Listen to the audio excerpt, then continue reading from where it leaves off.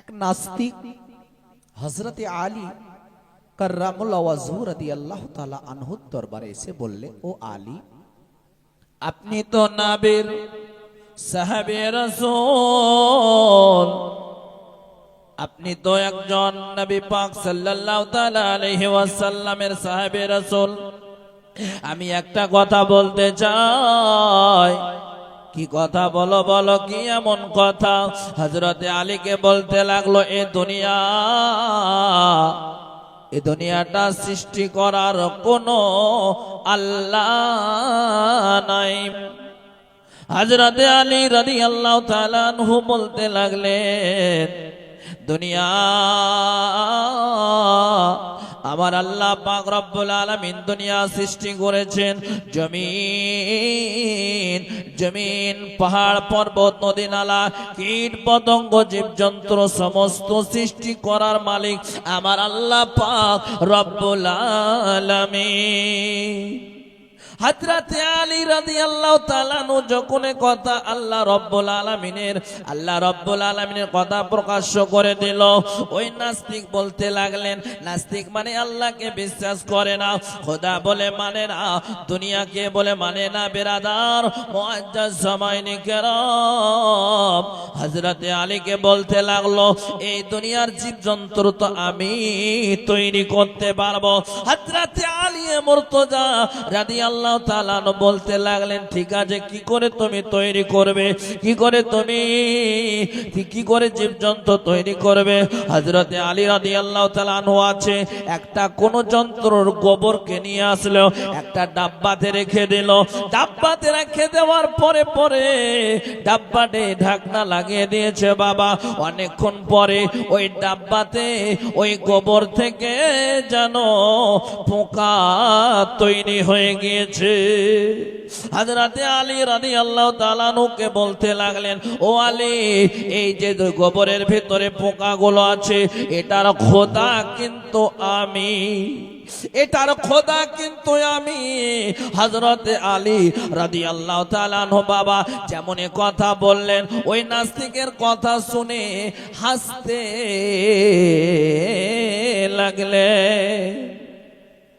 লাগলেন।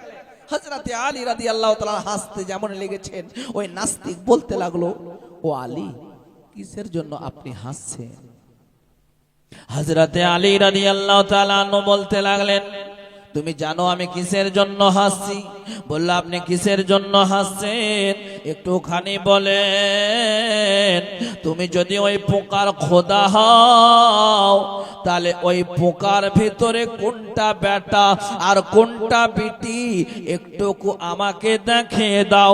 যেমন কথা বলতে লাগলেন, নাস্তিক অবাক হয়ে গেলেন, নাস্তিক চিন্তায় পড়ে গেলেন, খামোশ হয়ে গেলেন। নাস্তিকের মুখ থাকা আর জবানে কোনো কথা নাই। বাবারা, ধনেরা, ও আমার সোনা মানিকেরা আমার, হযরতে আলী রাদিয়াল্লাহু তাআলা আনহুকে আস্তে ভাবে ওই নাস্তিক বলতে লাগলেন, ও আলী, তাহলে তুমি কি বলতে পারবে এগুলোর খোদাকে? বেরাদারে মিল্লাত মুআজ্জাজ সামাইনে কেরাম, আমি বলতে পারবো এগুলোর খোদা হচ্ছে আমার রব্বুল আলামিন, পরওয়ারদিগারে আলাম। বলতে লাগলেন নাস্তিক, এগুলো কোনটা বেটা কোনটা বেটি পোকা তুমি কি বলে দিতে পারবে? হযরতে আলী বললে, আমি বেটা বেটি দুটোই বলে দিতে পারবো।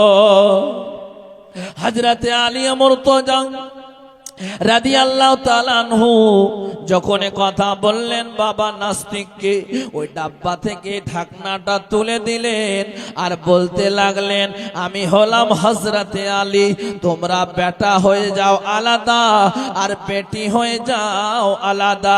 যেমনই ওই পোকাগুলো, গোবরের পোকাগুলো যেমন শুনতে লাগলেন, ডান দিকে বেটাগুলো হাঁটতে লাগলো, বাঁ দিকে বিটি পোকা গুলোকে হাঁটতে লাগলো।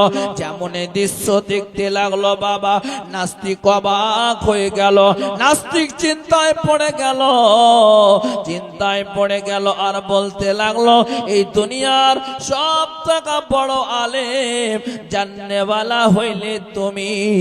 হযরতে আলী বলল না না, আমি বড় না, আমার থেকে আমার বড় ভাই, আমার ভাই মুহাম্মদুর রাসূলুল্লাহ সাল্লাল্লাহু তাআলা আলাইহি ওয়াসাল্লাম সাতবাগ জমিন আসমানের যিনি হচ্ছেন নবী দোজাহানের বাদশা সাল্লাল্লাহু তাআলা আলাইহি ওয়াসাল্লাম, উনি সব থেকে বড় আলেম। বলেন সুবহানাল্লাহ।